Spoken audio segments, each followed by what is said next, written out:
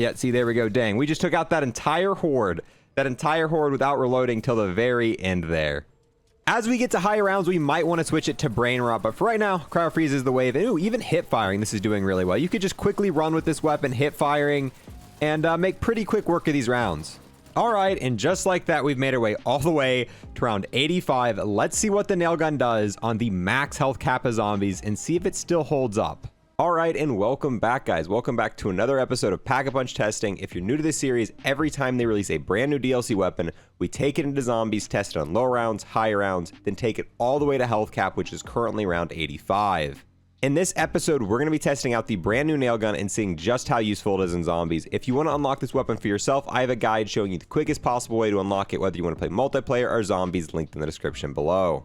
Now, the coolest thing about the nail gun is that it is a special weapon, and if you have special weapons fully upgraded, you have a 25% chance to take ammo from the fired stock. So 25% of the time when you shoot the nail gun, it's going to take the ammo out of your reserve instead of your magazine, effectively making your magazine 25% bigger. And here we go, we are now loaded into D Machine. So let's go ahead and test that reserve ammo thing. And yeah, if you look at it there, sometimes it's taking the bullets out of our reserve instead of out our mag. So that does work for the nail gun. Let's see the damage we're doing. 200 damage on round 1. That's actually not really a ton of damage for a weapon that's got 15 bullets in the magazine, because that's all it has. And when it's full, it has a reserve of 240. So yeah, that's kind of gonna be a little rough. And you know, the hip fire is not as good as I thought it would be for something that's got this little dot in the middle. Usually when they've got custom hip fire reticles, usually they work out a little bit better, but maybe I'm just struggling with it. I'm not really liking the hip fire too much with this weapon, but obviously we can't test out this weapon too well if we don't pack-a-punch it and go to higher rounds. So I'm going to go ahead, get the map open. While I'm doing that, if you're new here and want to subscribe, I would greatly appreciate that. Our goal is to hit 100K subs before the new map comes out. And on top of that, I got to give a huge thanks to everyone who's going to leave a like, comment, and watch this video in its entirety. All three of those things help me out with the algorithm and helps us achieve our goal of 100K. One cool thing about this weapon that Silky pointed out to me is if you go up to a barricade and you shoot the nail gun with it into the wood, it actually sounds pretty cool.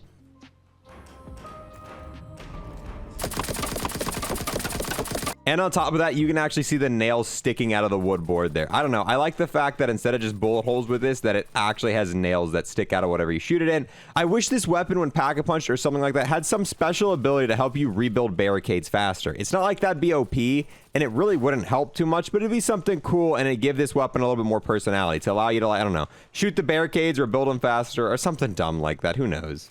And just like that, we got Pack-a-Punch open, and when Pack-a-Punched, it is called the Redecorator. So it goes from the nail gun to the Redecorator. And dude, the camo mapping on this looks amazing. I really like the way that the camo looks on this. And that goes for all the DLC weapons we've gotten recently. The last 2 seasons, we've gotten really good camo masking. But let's go ahead and see what kind of damage we're doing. So for headshot, it looks like we are doing 400 now, which is double what we were doing previously.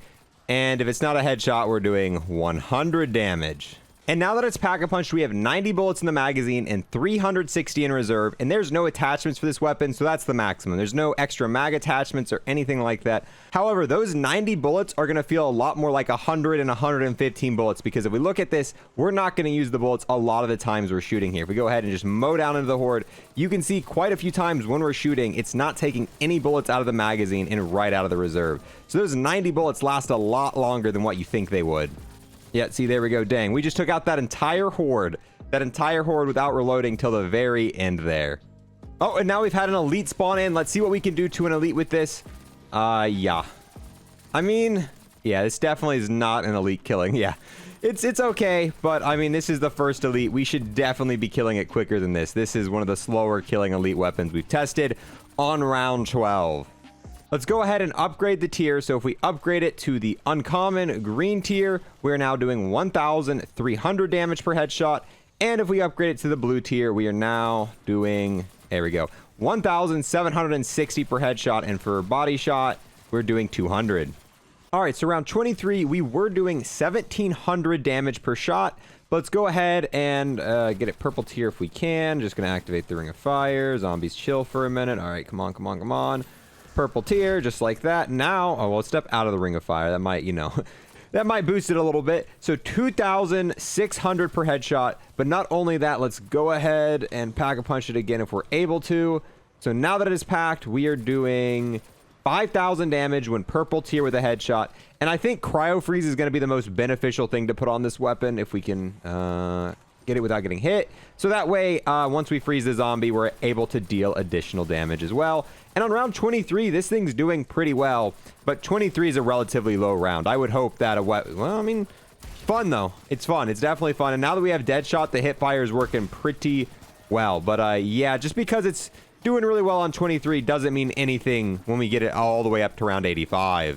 Now we're on round 31. We can go ahead and fully pack this. So this is now a 3rd tier pack nail gun. Let's see how much damage we're doing per headshot with Deadshot and all that stuff. So we're doing 10,000 per headshot. And for a body shot, it looks like we're doing 1,200. Let's see what it does to the horde on round 31.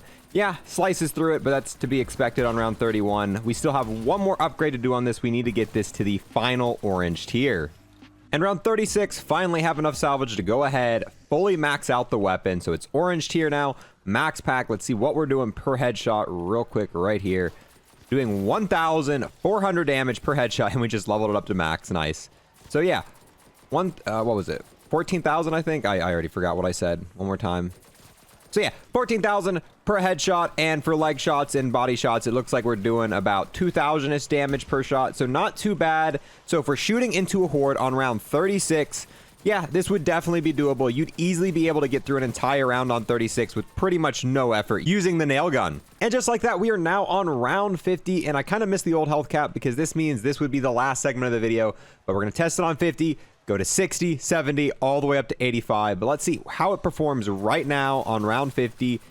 And it's actually doing decent work. This is holding up better than I thought it would. Round 50, the zombies have quite a bit of health, and this is just churning through zombies right now. This would easily be able to take you through the entirety of round 50 with very little effort. I'm not too worried about this. We could train here. Tie around, no big deal. Like even just one zombie, it's chopping away pretty quickly. I think I would still keep Cryo Freeze on. With how much damage this is doing, I think the most beneficial ammo mod on this round would be to run Cryo Freeze on this.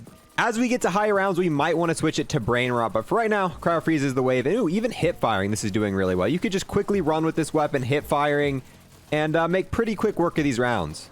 And here we are on round 65, and let's see exactly how it fares against zombies on round 65. Oh no. Ooh, let's not die here.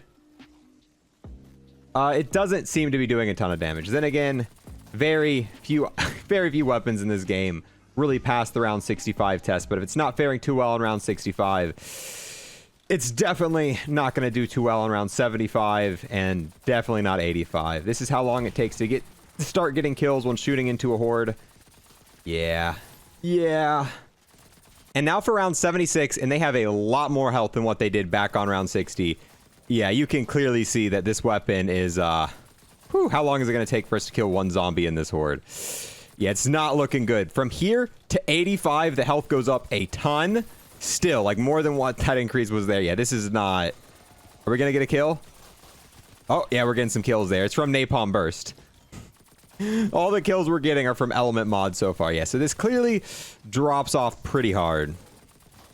All right, and just like that, we've made our way all the way to round 85. Let's see what the nail gun does on the max health Kappa zombies and see if it still holds up. However, given its performance on round 75, I have next to no expectations for this. Let's see. Let's get a full horde of zombies and let's just start shooting. And surprise, surprise. Yeah, how long is it going to take for us to kill our first zombie? Oh, well, we got Brain Rot, yep. And, of course, our first kill is a Brain Rot kill. Our second kill is a Brain Rot kill. There we go. We got a zombie critical kill. Took a lot of bullets. You can go all the way through round 85 with this weapon. But trust me, you're going to want to put Brain Rot on, and you're mainly going to be relying on Brain Rot. This is super slow, and this is definitely not a weapon that is... good on any round. It actually performs really well on the lower rounds, and I had a lot of fun using this. This is oh, we're gonna go down here. This is a fun weapon to use, but it is definitely not a OP weapon. It's decent. I would give it probably like honestly, I'd give it a 5 out of 10 if I had to rate it.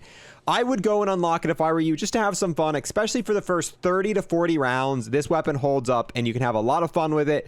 But past that, you're going to want to get your handy-dandy ray gun, and that is what is going to take you from that point on. With that, boys, I'm going to go ahead and wrap this one up. We've got 2 more DLC weapons to do this with.